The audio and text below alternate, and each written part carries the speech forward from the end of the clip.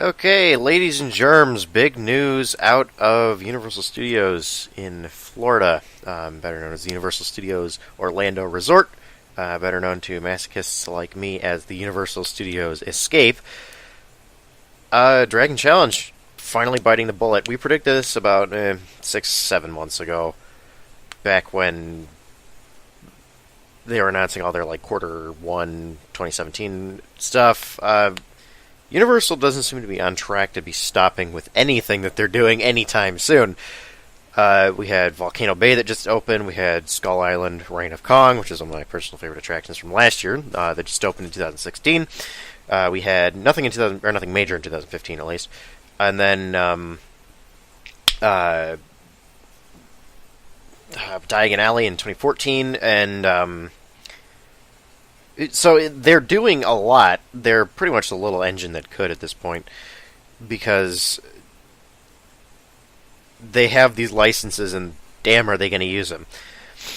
So, what from the press release? I'll bring it up right here. Give me 2 seconds. Oops. Let's click on this real quick, and then bring up the link. Hopefully, it isn't 504. Okay, so. Let's see here. Let's read the article and we'll talk about it if it wants to link. Alright. New generation of thrill ride coming to the Wizarding World of Harry Potter, Hogsmeade. Super excited to tell you that a new generation of thrill ride is coming to the Wizarding World of Harry Potter, Hogsmeade at Universal Studios Islands of Adventure in 2019. Can't tell you everything about the new ride just yet, but here's what I can share. All new thrill ride.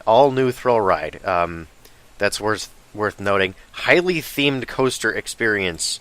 Most highly themed coaster experience we've ever had. It will combine a new level of storytelling and action-packed adventure.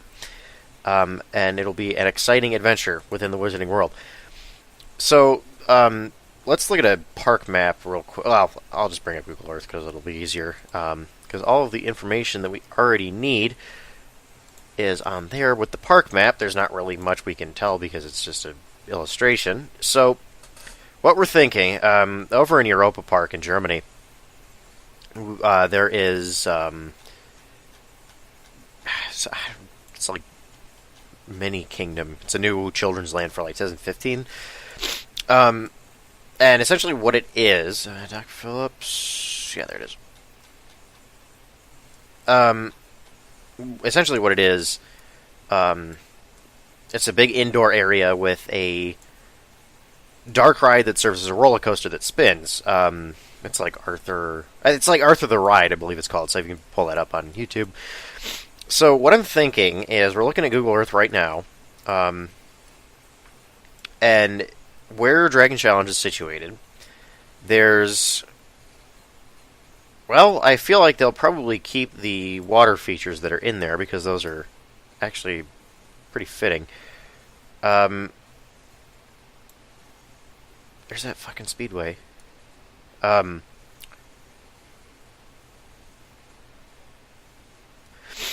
was I talking? Yeah.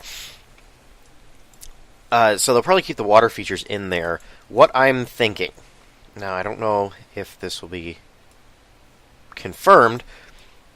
The 2 coasters. This is, as far as I know, this is the only dueling B&M inverts in the world. I'm going to look that up right now. Dueling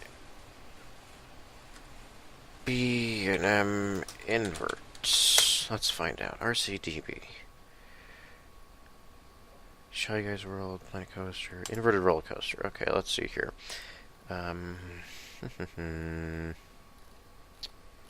That doesn't give me anything. Crap. Alright, well, RCDB it is. RCDB. Roller Coaster Database. Let's take a look. There, right up there on the front page. Dueling inverts. Well, okay. We'll just go on assumption that I'm right, because I usually am. Oh, look, there's the TPW tweet covering that. How fun. So, what we can assume, the ice and fire coasters will both be sold off, hopefully, to parks that don't have B&M inverts. I don't know if they'll stay like as dueling coasters. I'd really hope that they would, but it's really up to whoever at this point. Um, the only real parks that I can see these going in at Six Flags pretty much entirely has um, like every park that they have has a invert, so that wouldn't really get the Google Earth and all the pictures in Harry Potter like trump everything else. Sorry, Donald everything else. So I don't know. It's really just up to management at this point. But if these get sold off, I would like to see them go to either keep them like with each other and reinstate the dueling. So give it to a park like, I don't know, Valley Fair or Kentucky Kingdom would probably work. They got the space for it. Give it to a smaller park that needs a coaster like that, but in its place, do something like Arthur the Ride at Europa Park. But they're saying, let's bring up the blog post again. They're saying it's a high thrill experience, which, knowing Universal, I don't know if that will be what they say it is. Because I went on the Gringotts adventure last year, and yeah, it was fun, but oh boy, was it not really that thrilling. The only part where I was like, oh crap, was right at the beginning where the track like tilts forward and it looks like that one coaster out in Taiwan or whatever, where you're going like straight down. It's got a solid 80-degree angle. Excuse me. It's at a solid 80-degree angle. So that was the only part where I was like thrilled on that. So I don't know if they're going to do something like Arthur the Ride or maybe just a Mack coaster in general. I'd love to see more Mack coasters come to the park or come to parks here in America. But they are relatively expensive. Let's bring up the website. Big Dipper does not say. Right. Well, that almost worked. But they're like Mack coasters, as far as I know from just following the theme park world. They're relatively expensive because they're built like cast iron freight trains. Like they'll withstand pretty much anything. I'm just amazed that this announcement came at the time that it did. Well, I say that. I'm really not, because D23 was not this past weekend, but 2 weekends ago. And Disney was like, hey, this is our swamp now. Funny Shrek. So Universal's got to do something. But they just opened up Volcano Bay, so I don't know if they'll be doing anything major soon, because we already had the Nintendo concepts that were leaked. Well, leaked. You couldn't see the air quotes that I was doing there, but leaked. So we don't know if that's going to happen. Well, we know that's going to happen, but we don't know if it's going to happen the way that it is, since stuff got leaked. It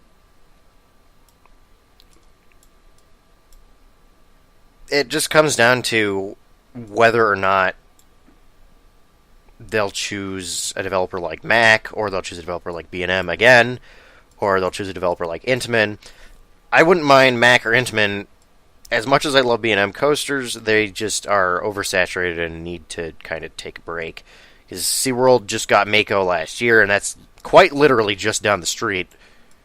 It's on the opposite end of International Boulevard. Or International Drive. International Boulevard is... I don't remember what part that is. But they aren't very far apart. Um, so I wouldn't be too surprised if um,